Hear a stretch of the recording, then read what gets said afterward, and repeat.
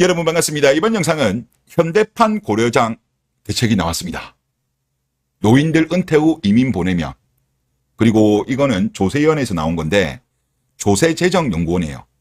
여기 같은 경우는 정부 산하기관입니다. 정부에다가 제언을 한 거예요. 그리고 여기 주제가 뭐였냐고 하면 생산 가능 비중 감소에 대응하기 위한 재정 정책 방향에 대한 제언이에요. 그러니까 핵심적인 목표가 뭐냐면 정부의 재정 정책이에요. 이 부담을 적게 하기 위해서 이러이러한 노력을 하자라는 겁니다. 그리고 장우현 실장이라는 분이고, 이분이 보니까 뭐 서울대 경제학과 나오셨고 미국에서 경제학 석박사를 하신 분이네요. KDI에도 있었고 지금은 재정정책연구실장으로 계시는 분입니다. 그래서 이분이 말하는 어떤 정책 분류 체계도를 보면 생산 가능 인구라는 게 우리가 15세부터 64세거든요.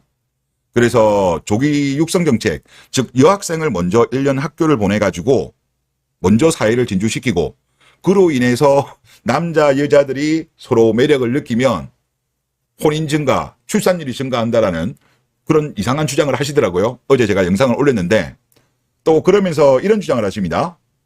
자, 노령 인구가 많이 늘어나는데 정년을 연장하자, 이런 정책. 그리고 이것도 지난 이후에 고령화된 그런 노인들의 경우에는 은퇴 이민 정책을 실시하자, 이야기를 한 거예요. 그런데 이분이 왜 이런 황당한 주장을 했는가 궁금해서 제가 보고서를 좀 자세히 읽어봤는데, 이분의 백그라운드 생각은 이거더라고요. 심각한 인구 고령화 문제에 당면하게 되었고 이미 지난 일에 대해서는 다시 돌아갈 방법이 없기 때문에 현재로서는 해당 사항을 최대한 현실적 객관적으로 받아들이고 주어진 조건 하에서 최선의 대응을 모색하여 타개할 나갈 필요가 있다. 즉 무슨 이야기냐, 골든타임이 지났기 때문에 극단적인 방법을 사용해야 된다, 이걸 주장한 거예요. 그리고 이분이 근거를 뭘 제시했냐고 하면 인구 밀도를 제시했습니다. 우리나라 같은 경우는 OECD로 봤을 때 인구 밀도가 1이에요. 1이고, 그리고 여기에 어떤 연구 방법에 의하면 소득, 여성 노동 공급, 도시 야유와 같은 전통적으로 인정받은 요인들이 고려되어도 인구 밀도가 출산율에 미치는 영향은 상당하다. 즉 인구 밀도가 출산율에 큰 영향을 미친다는 건데, 지금 이분이 제시한 거는 우리나라 전국에 있는 국토를 대상으로 해서의 인구 밀도예요.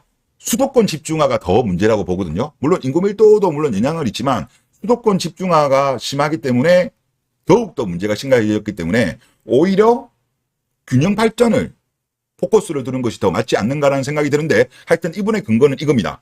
그러면서 다른 나라 예시를 들었어요. 지금 이거는 한국 건데, 한국의 인구 밀도가 지금 거의 고점은 찍었네요. 최근에 고점은 찍었지만 학계 출산율은 반대로 떨어지고 있다, 그런 거고, 지금 이 표 같은 경우는 일본입니다. 일본 같은 경우는 한 2009년 10년쯤이 인구 밀도가 가장 높았네요. 그리고 그 이후에는 인구 밀도는 떨어지고, 학계 출산율 같은 경우는 인구 밀도가 올라갔을 때 학계 출산율이 떨어지고, 그리고 어느 정도 거의 정점에 달했을 때부터 학계 출산율이 반등을 했다, 요걸 또 의미하는 거고요. 중국 같은 경우는 지금도 인구 밀도가 계속적으로 증가하고 있고, 그리고 학계 출산율은 계속적으로 떨어지고 있다.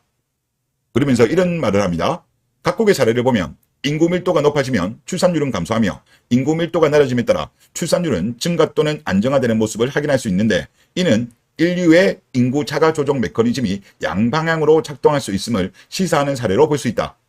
또 그러면서 이런 이야기 또 합니다. 요것도 벨라루스 건데요. 벨라루스 같은 경우도 인구 밀도가 계속적으로 줄어드는데 학계 출산율 같은 경우는 그래도 약간은 상승 흐름, 그렇게 보여주고 있습니다.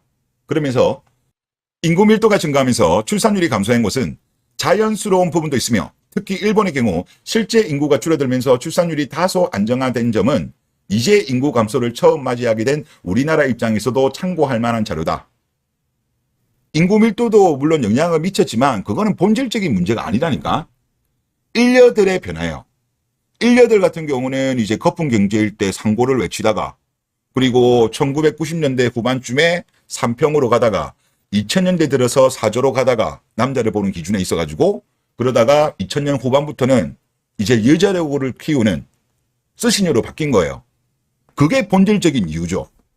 그리고 어느 정도 일본 같은 경우도 뭐 2000년대 후반, 2010년대 같은 경우는 취업도 조금 잘 되기 시작했고, 그리고 일본 같은 경우는 2006년도에 출산율이 반등했고, 일본 여자들도 약간 정신을 차리니까 일본은 2006년까지 국제결혼이 1980년대부터 증가하다가 2007년부터 급감했어요. 그러니까 이게 본질적인 문제다.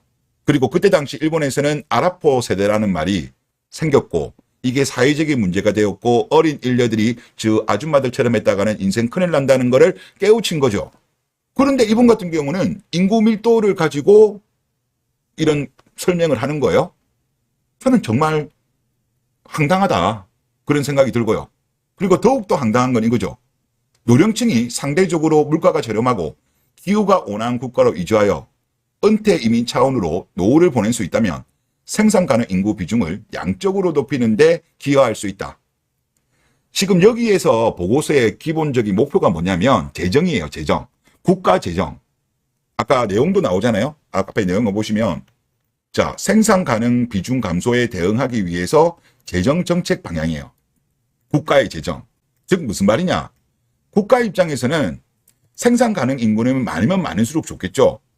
세금을 많이 내니까. 하지만 생산 가능 인구가 아닌 노년층이 많으면 많을수록 국가 입장에서는 부담이라는 거죠.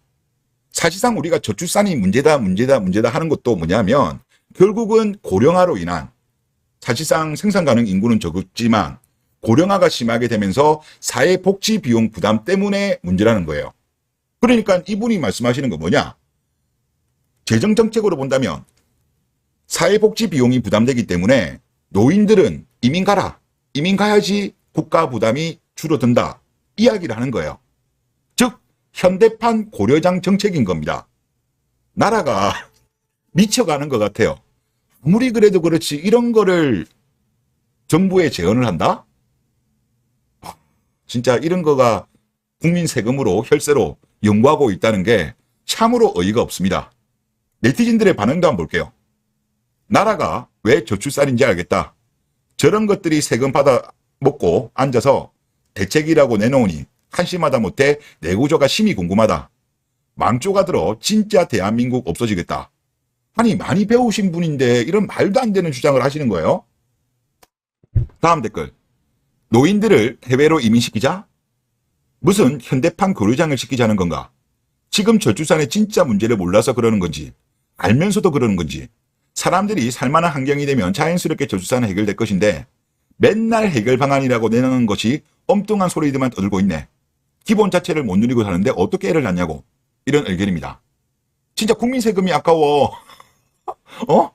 아니 물론 이제 본인들도 연구원이니까 뭔가 내놔야 되니까 이런 말도 안 되는 것까지 내놓는 것 같은데 본질적인 문제는 K녀들이라니까? 결혼 출산에 대한 부정적인 생각을 가지고 있고 비패식 마인드를 가지고 있는 K녀들이 문제인 거지 인구 밀도도 물론 영향이 없는 건 아니지만 그건 본질적인 문제가 아니라니까요. 그러니까 제발 이런 좀 쓸데없는 짓 그만했으면 좋겠다. 그런 생각이 듭니다. 정말 나라가 미쳐가는 것이 아닌가 그런 생각이 듭니다. 네, 이번 영상 여기서 마치겠습니다. 감사합니다.